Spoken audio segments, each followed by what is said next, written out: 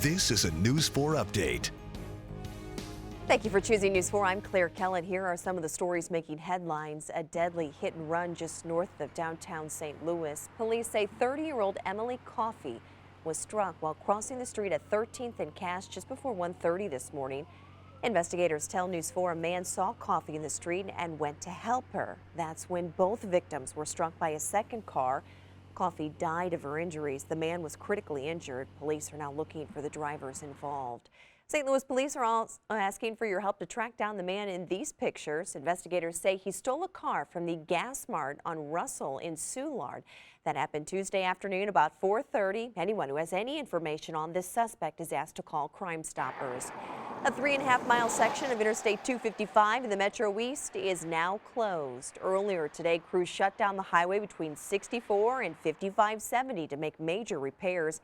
Transportation officials say about 55,000 vehicles travel this section of the interstate every day.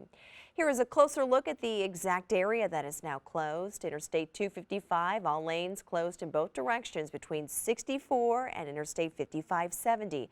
This closure, drivers will remain in place for about 5 months.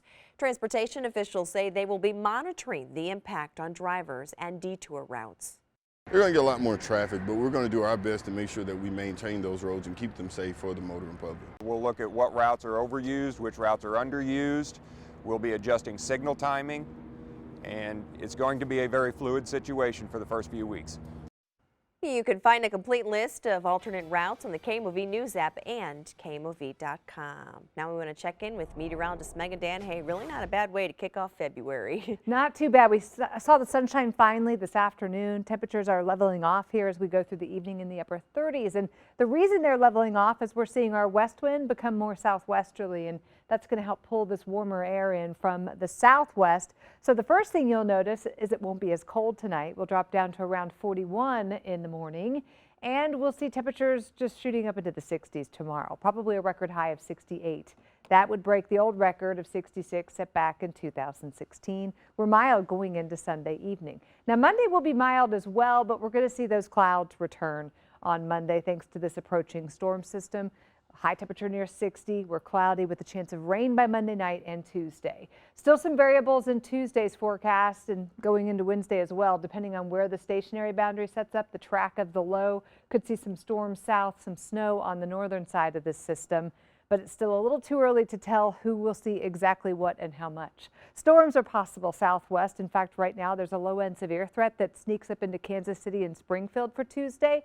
So we'll watch that to see if it shifts any farther to the north. Wintry weather is possible Tuesday into Wednesday, but again, there's still a little uncertainty with precip type and amounts because of the storm track and again, where that stationary front sets up. Right now, it looks like we'll see a chance of rain in Tuesday's forecast with a high of 52. A night mix going into Wednesday. Wednesday will be significantly colder with highs in the 30s, and we'll see a chance of rain and snow. Claire. Megan, thank you. And that is your News 4 update. Remember, we're always online at KMOV.com and your KMOV News app.